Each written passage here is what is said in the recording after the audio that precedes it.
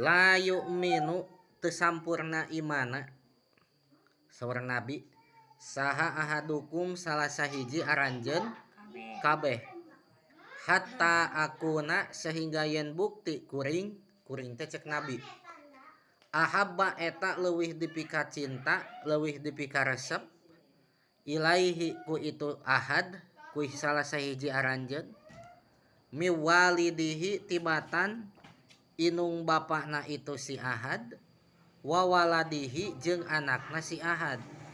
Rawang riwayatkeun hukana hadis saha al Bukhari Imam Bukhari nya janten saur Kanjeng Nabi teu sampurna imanna teh teu lengkap kurang kaimananana lamun teh mah eta jalma teh lebih mika cinta anakna daripada mika cinta ka kami cek Rasul teh. Lamun teh mah aya jalma lebih mika cinta anu jadi bapakna atawa inungna daripada mika cinta kami cek Rasul teh. Janten saur Kanjeng Rasul lamun hoyong sampurna iman mah kudu anu paling dipika cinta teh Rasul Nabi Muhammad. Entong saha? Entong anak, entong inung jeung bapak.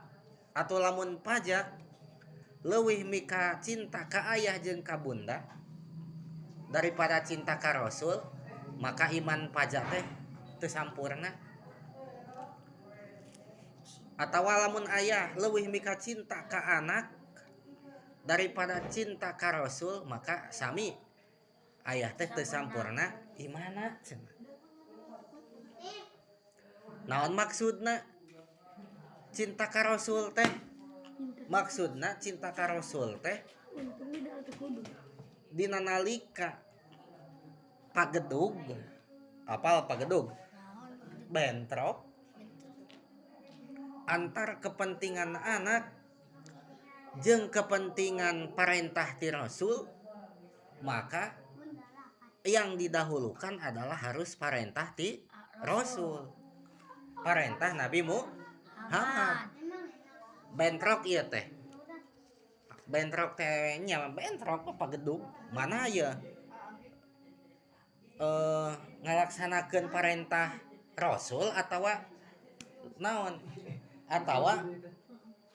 ngaheulakeun perintah Rasul atawa ngabela anak.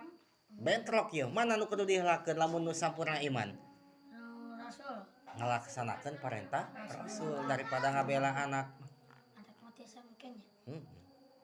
Lamun bentrok, lamun teu bentrok mah teu kudu teu kudu pulah pilih.